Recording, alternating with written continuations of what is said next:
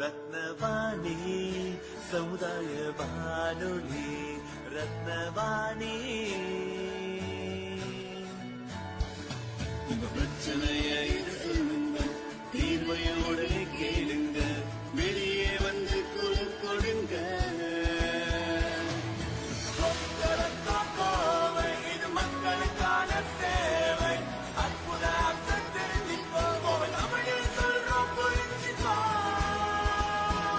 ரத்னவாணி சமுதாய வானொலி. ரத்னவாணி.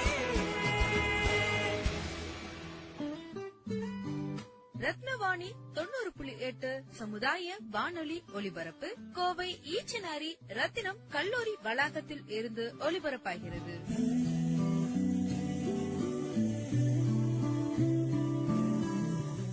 வணக்கம். ரத்தினவாணி 90.8 சமுதாய வானொலியின் ஆன்றோர்களுக்கான சிறப்பு நிகழ்ச்சி அனுபவ். வாருங்கள் வாருங்கள் நண்பர்களே, கூடுங்கள் கேளுங்கள் நண்பர்களே. வாருங்கள் வாருங்கள் நண்பர்களே, கூடுங்கள் கேளுங்கள் நண்பர்களே. இளமையில் நாம் செய்ய நினைத்ததை முதுமையில் செய்ய இயலுமே என்று. வாருங்கள் வாருங்கள் நண்பர்களே, கூடுங்கள் கேளுங்கள் நண்பர்களே. ஒன்றாய் கூடி சிந்திப்போம், கேட்போம், மகிழ்வோம். சிந்திப்போம், கேட்போம், மகிழ்வோம். இந்திய அரசாங்கத்தின் அறிவியல் மற்றும் தொழில்நுட்பத்துறை என்னும் டிபார்ட்மெண்ட் ஆஃப் சயின்ஸ் அண்ட் டெக்னாலஜியால் நிறுவப்பட்ட விக்யான் பிரசார் என்னும் துறை மற்றும் அழகப்பா பல்கலைக்கழகம் இணைந்து வழங்கும் 60 வயதிற்கும் மேற்பட்ட ஆன்றோர்களை உள்ளிணைக்கும் புதுமையான சமுதாய வானொலி நிகழ்ச்சி அனுபவ்.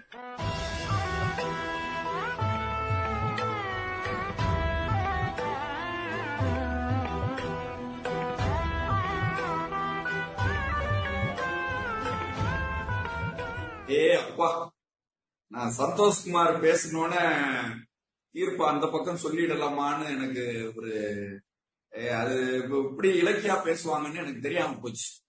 அவ்வளவு அழுத்தம் திருத்தமாக நல்ல தமிழில் பேசி இருக்கிறார்கள். அதற்காகவே அவர்களை பாராட்ட வேண்டும்.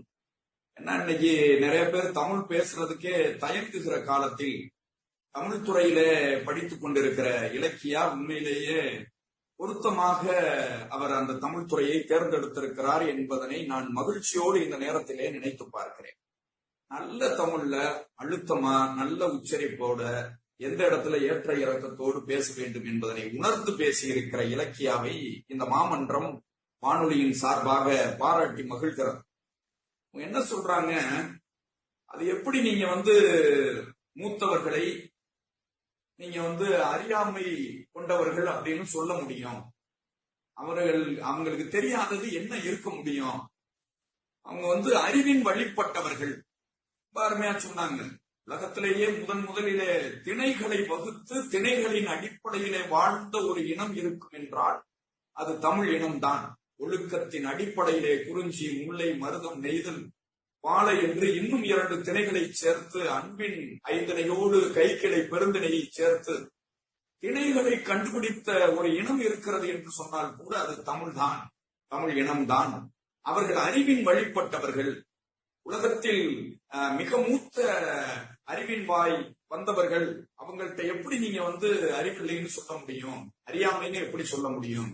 அவங்க இன்றைக்கு தொழில்நுட்ப கருவிகளை ஒதுக்குகிறார்கள் என்று சொன்னால் அவர்கள் மேல் இருக்கிற அதீத நம்பிக்கைதான் அதற்கான காரணமாக இருக்க முடியுமே ஒழிய.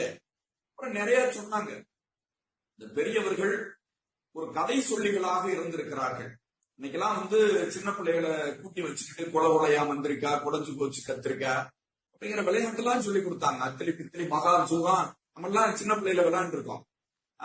அது மாதிரி அவங்க சொல்லிக் கொடுக்கிற விளையாட்டுகளை கூட இன்றைக்கு இளைய தலைமுறை தயங்குகிறார்கள். அவர்கள் ஒவ்வொரு விளையாட்டிலும் கூட பண்பாட்டையும் நாகரிகத்தையும் கலாச்சாரத்தையும் சொல்லி தந்தவர்களை எப்படி நீங்கள் அறியாதவர்கள் அறியாமையால் அவர்கள் இந்த தொழில்நுட்ப கருவிகளை ஒதுக்குகிறார்கள்னு சொல்லுவீங்க அவர்கள் எல்லாம் அறிந்திருந்தும் கூட அந்த தகவல் தொழில்நுட்பத்தை ஒதுக்குவதற்கு காரணம் அவர்கள் கொண்டிருக்கிற அந்த ஆங்கிலத்துல சொல்லுவோம் பாத்தீங்களா, ஈகோ, நமக்கு தெரியாது என்ன, இதை போய் நம்ம ஏன் எடுத்துக்கிறோம் அப்படிங்கிற ஒரு அதீத நம்பிக்கையின் வாயிலாக வரக்கூடிய தன்முனைப்பு தான் என்று மிக சிறப்பாக பேசியிருக்கிறார்கள். நடுவரே நிறைய நேரம் பேச வேண்டிய அவசியம் இல்லைங்கிறது மாதிரி பேச்சாளர்களே நல்ல நல்ல தகவல்களை, நல்ல தரவுகளை சேகரித்து இந்த பட்டிமன்றம் ஒருவருக்கு ஒருவர் சளைத்தவர் இல்லை, இழைத்தவர் இல்லை அப்படிங்கிற மாதிரி மேல மேல மேல சொல்லக்கூடிய ஒரு அற்புத பாங்கினை இந்த வானொலியின் மூலமாக நாம் அறிய முடிகிறது. இந்த வானொலியை தான் நம்ம நன்றி சொல்லணும். அவ்வளவு அற்புதமாக இந்த நிகழ்ச்சியை அவர்கள் கொண்டு செலுத்தி கொண்டிருக்கிறார்கள்.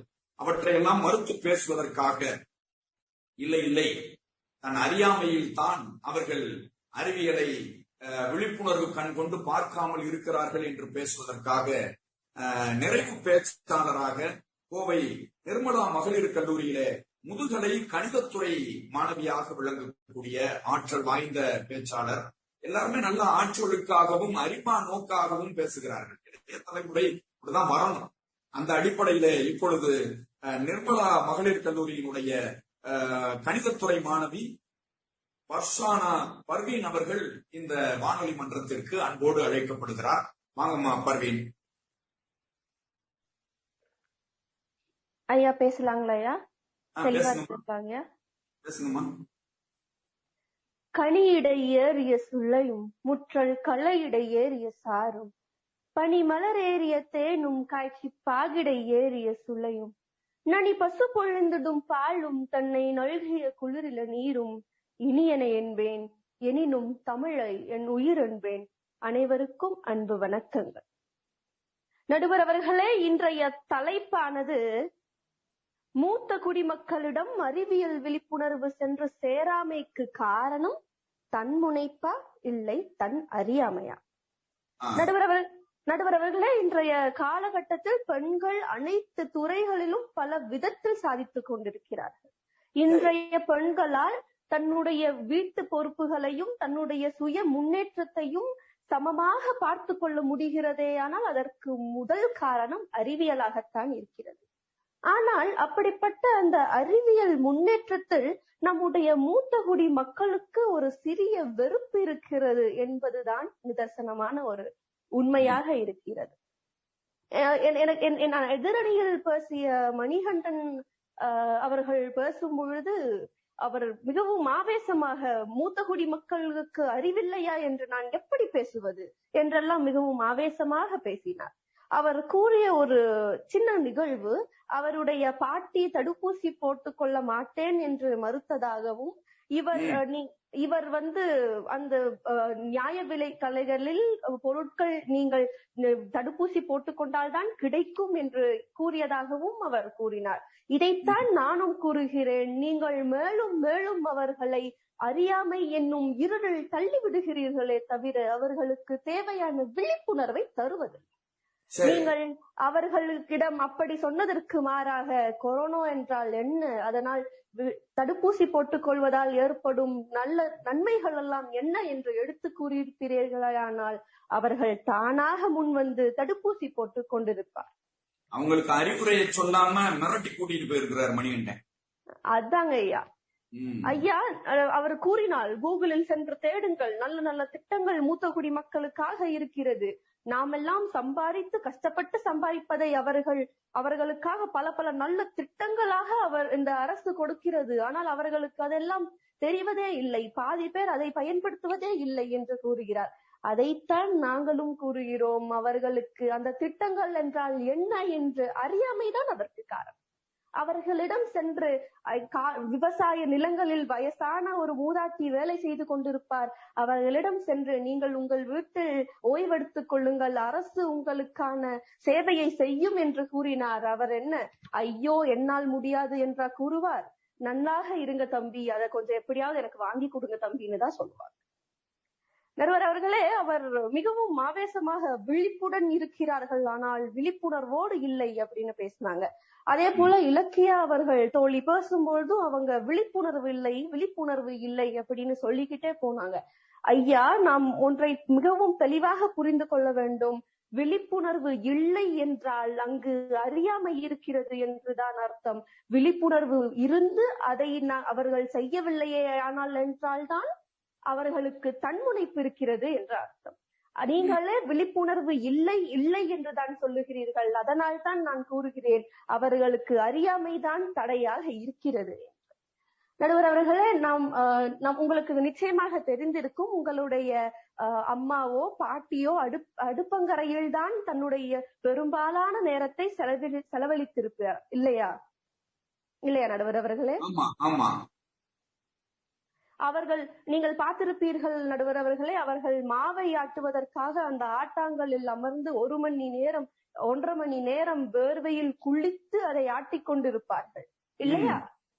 அதே போல சில மசாலா பொருட்களை அரைப்பதற்கும் சட்னி அரைப்பதற்கும் கூட அவர்கள் அம்மிக்கல்லில் வைத்து ஆட்டிக் கொண்டிருப்பார்.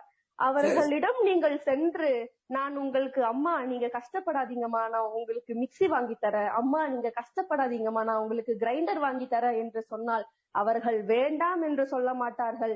மாறாக, எனக்கு அதை பயன்படுத்த தெரியாதே கண்ணு என்றுதான் சொல்லுவார்கள். அவர்களுக்கு அறிவியல் வளர்ச்சிக்கு தடையாக இருப்பது அறியாமைதான். ஏதாவது ஒரு பாட்டி, நீங்கள் கஷ்டப்பட வேண்டாம், கிரைண்டர் வாங்கி தரேன் என்றால், இல்லை இல்லை நான் கஷ்டப்பட்டுதான் மாவாட்டுவேன் என்று கூறுவார்களா? இல்லையே, நிச்சயம் கூற மாட்டார்கள் நடுவர் அவர்களே. நடுவர் அவர்களே, வயதானவர்களுக்கு, அதாவது நம்முடைய மூத்த குடி மக்களுக்கு பெரும் பிரச்சனையாக இருப்பது என்ன என்றால் தனிமையான உணர்வு இல்லையா? நீங்கள் பார்த்திருப்பீர்கள், அந்த வீட்டில் தாத்தாவும் பாட்டியும் இருப்பார்கள். அவர்களுடைய மகனும் மருமகளும் வெளிநாட்டில் வேலை செய்து கொண்டிருப்பார்கள். அவர்களுடைய பேர குழந்தைகள் எல்லாம் அவங்க தாய் தந்தையுடன் இருக்கும். இந்த பாட்டிக்கும் தாத்தாக்கும் அந்த குழந்தைகளை பார்க்க வேண்டும் என்றால், அந்த ஏதேனும் ஒரு விசேஷம் காலத்திலோ இல்லை ஏதாவது விழாக்கள் நடந்தால்தான் அந்த குழந்தைகளை இவர்களால் பார்க்கவோ பேசவோ முடியும். தன்னுடைய வாழ்நாளையே அந்த விழா காலத்திற்காக அதை நினைத்து நினைத்து செலவழித்துக் கொண்டிருப்பார்கள். அவர்களிடம் சென்று, நீங்கள் இப்படியெல்லாம் கஷ்டப்பட வேணாம் தாத்தா, உங்களுக்கு நான் ஒரு போன் வாங்கி தரேன், அதுல நீங்க ஸ்கைப் மூலியமா வீடியோ கால் பண்ணி டெய்லியும் உங்க பேரன் பேத்திய பாக்கலாம், அவங்க கிட்ட பேசலாம், உங்க மகன் கிட்ட நீங்க மகனோட முகத்தை டெய்லியும் நீங்க பாக்கலாம் அப்படின்னு சொன்னீங்கன்னா அவங்க முதல் வார்த்தை சொல்றது, அந்த போனை எனக்கு யூஸ் பண்ண தெரியாதே தம்பி அப்படின்னு தானே தவிர, நிச்சயமாக இல்லை இல்லை நான் வருடத்திற்கு 1 முறைதான் என்னுடைய பேத்தியை பார்ப்பேன், வருடத்திற்கு 1 முறைதான் என்னுடைய மகனிடம் பேசுவேன் என்றெல்லாம் யாருமே சொல்ல மாட்டார்கள். அவர்கள் தன்னுடைய இறப்பிற்குள் எப்படியாவது தன்னுடைய மகனுடைய முகத்தை கடைசி முறை பார்த்துவிட வேண்டும் என்ற அந்த எண்ணத்தோடு இருக்கும் தாத்தாவுக்கு அறிவியல் வளர்ச்சி கிடைக்காமல் இருப்பதற்கு காரணம் அறியாமைதான். நடுவர் அவர்களே, யூடியூப் எல்லோரும் நாம் பயன்படுத்துவோம் யூடியூப் என்னும் செயலியை இல்லையா? என்னுடைய வீட்டில் நடந்த ஒரு சம்பவத்தை நான் பதிவு செய்ய விரும்புகிறேன். என்னுடைய அத்தை எல்லாம் மிகவும் விதவிதமாக சமைப்பார்கள். அதனை பார்த்த என்னுடைய பாட்டிக்கு ஒரு ஏக்கம், எனக்கு பாரம்பரியமாக மட்டும்தானே சமைக்க தெரியும், இவர்கள் எல்லாம் இப்படி வித்தியாசமாக சமைக்கிறார்களே என்ற ஒரு ஏக்கம். அதை புரிந்து கொண்ட நாங்கள் ஒரு முறை நானும் என்னுடைய தங்கையும் சேர்ந்து என்னுடைய பாட்டியினுடைய போனில் யூடியூபை எப்படி பயன்படுத்துவது என்றெல்லாம் அவருக்கு எடுத்து கூறி, அந்த வாய்ஸ் ரெக்கார்டு மூலியமாக எப்படி சமையல் குறிப்புகளை தெரிந்து கொள்ளலாம் என்றெல்லாம் நாங்கள் அவர்களுக்கு சொல்லிக் கொடுத்தோம். நடுவர் அவர்களே, இதில் ஆச்சரியமான விஷயம் என்னவென்றால், அந்த யூடியூபை பயன்படுத்திய 10 தினங்களில் எங்களுடைய வீட்டில் தினமும் வகை வகையான உணவுகள், அதையும் என்னுடைய பாட்டியே செய்து தருகிறார்களே. அதற்கு நாங்கள் எப்பொழுதும் போனை பயன்படுத்தி கொண்டிருக்கும் பொழுது எங்களுடைய பாட்டி எங்களை திட்டிக் கொண்டே இருப்பார். எப்ப பார்த்தாலும் அந்த போனு என்று திட்டிக் கொண்டே இருப்பார். எப்ப பார்த்தாலும் அந்த யூடியூப்ல என்னத்தான் இருக்கோ என்றெல்லாம் கூறும் பாட்டி, யூடியூபை பார்க்காதீர்கள் என்று கூறாமல் யூடியூபில் நல்லதை பாருங்கள் என்று கூறுகிறாரே இப்பொழுது. அவர்களுக்கு யூடியூப் பார்க்க இயலாமல் இருந்ததற்கு காரணம் அவருடைய அறியாமை. அவர்களுடைய அறியாமையை நாங்கள் போக்கினோம். அவர்களுக்கு இன்று அறிவியலானது தோழனாகி மாறிவிட்டது. நடுவர் அவர்களே, இலக்கியா அவர்கள் பேசும் பொழுது சொன்னார், நியாய விலை கடைகளில் இத்தனை லட்சம் இருக்கிறது. ஆனால் அதுவும் அவர்கள் மிகவும் அழகாக எங்களுடைய அணிக்காக பேசினார். நியாய விலை கடைகளில் நான் இன்று இளைஞர்களை பார்ப்பதே இல்லை, முதியோர்கள், அதுவும் 50 வயது கடந்த முதியோர்களைத்தான் பார்க்கிறேன் என்று கூறினார்.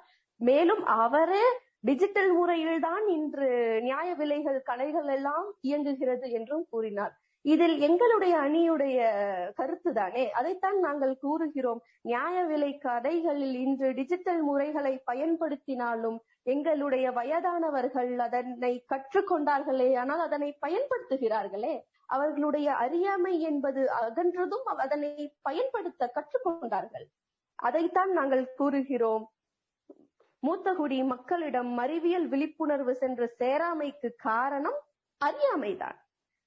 நடுவர் அவர்களே, ரோட்டில் ஒருவர் நடந்து கொண்டிருப்பார், ஆனால் திடீரென்று அவர் மரணம் அடைந்து விடுவார். நம்முடைய இலக்கியா அவர்கள் பேசும் பொழுதும் கூட தோழி கூறினார்கள், தொற்று நோய்கள் எல்லாம் பரவலாக பரவி வரும், கோலரா போன்ற நோய்கள் எல்லாம் பல நூற்றாண்டுகளாக இருக்கிறது என்றெல்லாம் கூறினார். மேலும் அதற்கு மூத்தகுடி மக்கள் அதனை பற்றி தன்முனைப்போட ஒரு சிந்தனையோட எனக்கெல்லாம் ஒண்ணும் ஆகாது அப்படின்னு எல்லாம் சொல்லுவாங்க என்று கூறினார். அதற்கு காரணம் விழிப்புணர்வு இல்லை. அவர்களிடம் போதிய விழிப்புணர்வு இருந்ததே ஆனால் காலரா என்றால் என்ன, அதனால் நாம் வெளியே போனால் அதனால் பரவுமே, ஆனால் நாம் வீட்டில் இருக்க வேண்டும் என்ற அந்த விழிப்புணர்வு அவர்களிடம் இருந்திருந்தால் நிச்சயம் அவர் வெளியே போக மாட்டார் நடுவர் அவர்களே. அதற்கு காரணம் அவர்களுடைய அறிவியல் வளர்ச்சி இல்லாததுக்கு காரணம் அவர்களுடைய அறியாமைதான். நடுவர் அவர்களே, இலக்கியா அவர்கள் பேசும் பொழுது மிகவும் அழகாக, என்னுடைய பொதுவாகவே பேச்சாளர்கள் எல்லாம் பேசும் பொழுது வணக்கத்தோடு தான் தொடங்குவார்கள். ஆனால் இலக்கியா அவர்கள் பேசும் பொழுது என்னுடைய அணி தோழர் சந்தோஷ்குமாருக்கு நன்றி கூறி தொடங்கினார். ஆப்பு என்றெல்லாம் கூறினார்கள். நான் அதைத்தான் சொல்லுகிறேன் நடுவர் அவர்களே. வயதானவர்களுக்கு மொபைல் போன் என்றாலே ஒரு தவறான எண்ணம் வந்து விட்டது. அதில் நம்மால் எதையும் நன்மைக்காக பயன்படுத்த முடியாது என்ற எண்ணம் இன்று அவர்களிடம் பரவலாக இருக்கிறது. அதனால்தான் அவர்கள் ஆப்புகளை எல்லாம் ஆப்புகள் என்று கூறுகிறார்கள். எப்பொழுது நாம் போன்களில், தொலைபேசிகளில் இருக்கும், அறிவியல்களில் இருக்கும் நன்மைகளை எல்லாம் அவர்களுக்கு எடுத்துரைக்கிறோமோ அப்பொழுது அவர்கள் ஆப்புகள் என்று கூற மாட்டார்கள், அதனை ஏஞ்சல் என்று கூற தொடங்கி விடுவார்கள். அவர்களே, இலக்கியா அவர்கள் ஒரு அருமையான கதை சொன்னார். அந்த கதையை அவர் எங்களுக்காகவே எடுத்து கூறியது போல் இருந்தது. ஒரு பேரன் இருக்கிறான், ஒரு தாத்தா இருக்கிறார், ஒரு அழைப்பு வருகிறது.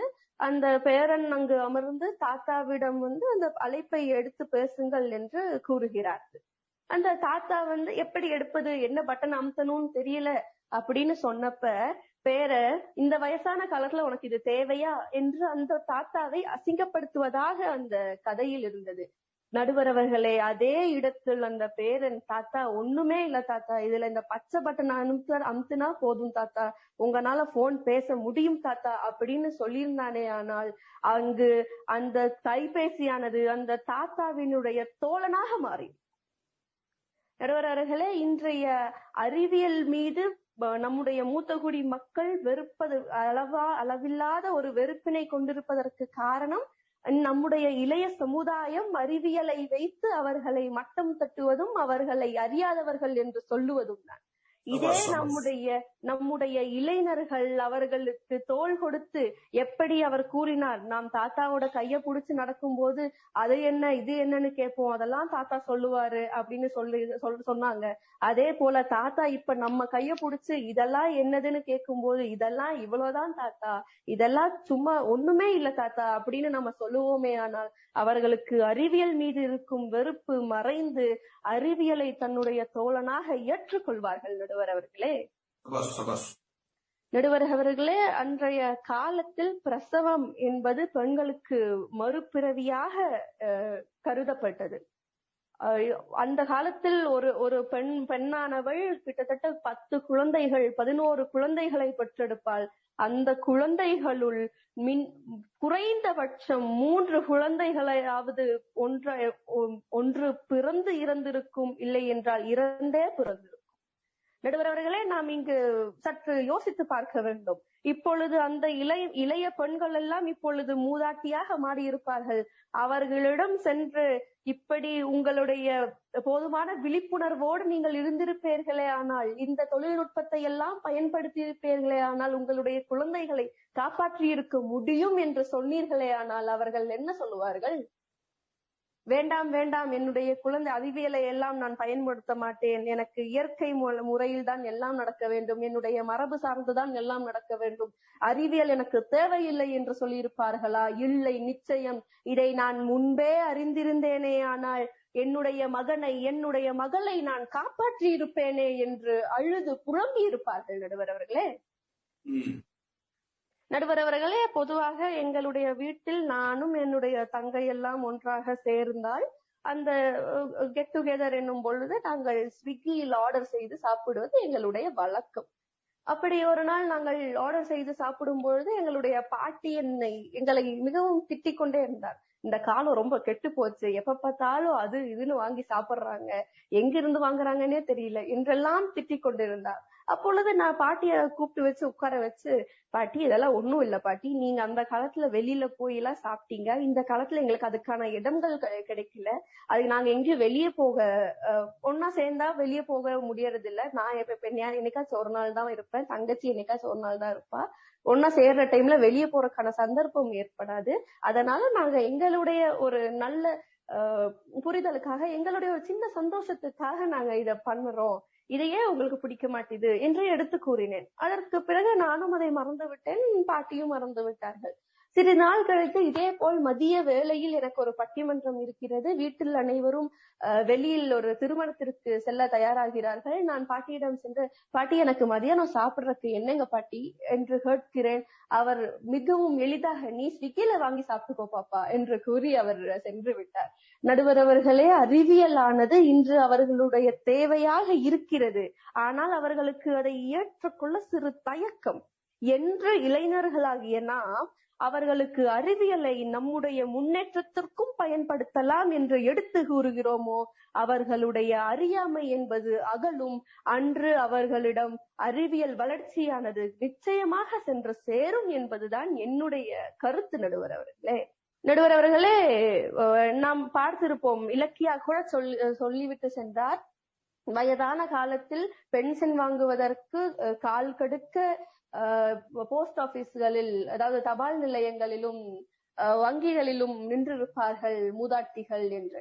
நான் ஒன்று கேட்க விரும்புகிறேன் நடுவர் அவர்களே, அந்த மூதாட்டியிடம், கால் நடுக்க நின்று கொண்டிருக்கும் அந்த மூதாட்டியிடம் சென்று, பாட்டி நீங்க இவ்வளவு கஷ்டப்படவே வேண்டாம் பாட்டி, உங்களால போன்லயே உங்க பையனுக்கு உங்க பென்ஷன் எல்லாம் உங்களால எடுத்துக்க முடியும் பாட்டி, உங்ககிட்ட போன் மட்டும் இருந்தா போதும் பாட்டி, நீங்க உட்கார்ந்த இடத்துலயே இந்த வேலையெல்லாம் செஞ்சு முடிக்கலாம் அப்படின்னு சொன்னா, அந்த பாட்டி அடுத்த கேள்வி, எப்படி கண்ணு அதை பண்றது அப்படின்னு தான் கேட்பாங்களே தவிர, இல்ல நான் கால் வலியோட உயிரை விட்டாலும் சரி, நான் இங்க இருந்து தபால் நிலையத்துல கால் நடுக்க நின்றுதான் நான் தபால் வாங்குவேன், வங்கியில கால் நடுக்க நின்றுதான் நான் காசு வாங்குவேன்னு யாராவது சொல்லுவாங்களா?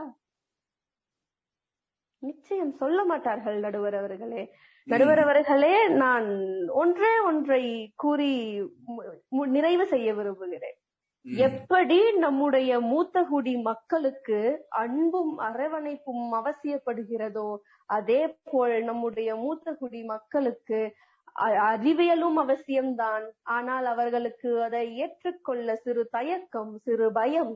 அந்த பயத்திற்கு காரணம் அவர்களுடைய தன்முனைப்பு அல்ல, அவர்களுடைய பயத்திற்கு காரணம் அறியாமைதான். அந்த அறியாமையை அகற்ற நாம் இளைஞர்கள் ஒன்று சேர்ந்து முன்வர வேண்டும். நம்முடைய வீட்டில் நாம் மாற்றத்தை ஏற்படுத்த தொடங்கினாலே இந்த நாட்டில் பெரும் மாற்றத்தை ஏற்படுத்த முடியும் என்பதுதான் என்னுடைய கருத்து. அதனால் இளைஞர்களாகிய நாம் நம்முடைய வீட்டில் இருக்கும் மூத்த குடி மக்களிடம் அறிவியல் சார்ந்த விழிப்புணர்வுகளை ஏற்படுத்த வேண்டும். அவர்களிடம் சென்று இதனை நாங்கள் எங்களால் நன்மைக்கும் கூட பயன்படுத்த முடியும் என்ற அந்த நம்பிக்கையை அவர்களுக்கு கொடுக்க வேண்டும். அவர்களுக்கு அறிவியல் மீது வெறுப்புக்கான முதல் காரணம் எங்கு தன்னுடைய இளம் தலைமுறையினர் அந்த அறிவியலால் பாதிக்கப்படுவார்களோ என்ற அந்த அச்சம்தான். என்று நாம் அவர்களுக்கு நம்முடைய நம்பிக்கையை கொடுக்கிறோமோ அன்று அந்த அச்சம் விலகும். நிச்சயமாக அவர்கள் விழிப்புணர்வு பெற்றவர்களாக மாறுவார்கள். அதனால் அவர்களுடைய அறியாமை அகலும். அதனால் மூத்தகுடி மக்களிடமும் கூட அறிவியல் விழிப்புணர்வு சென்று சேரும் என்று கூறி நல்லதொரு வாய்ப்பிற்கு நன்றி பாராட்டி விடைபெறுகிறேன். அருமை அருமை அருமை.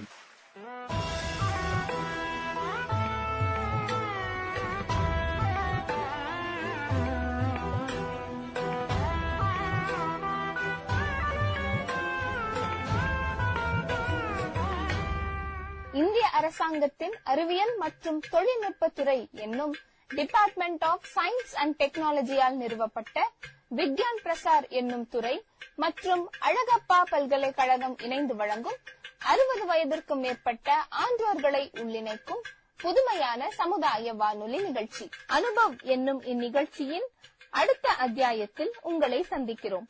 நன்றி, வணக்கம். வாருங்கள் வாருங்கள் நண்பர்களே, கூடுங்கள் கேளுங்கள் நண்பர்களே. வாருங்கள் வாருங்கள் நண்பர்களே, கூடுங்கள் கேளுங்கள் நண்பர்களே.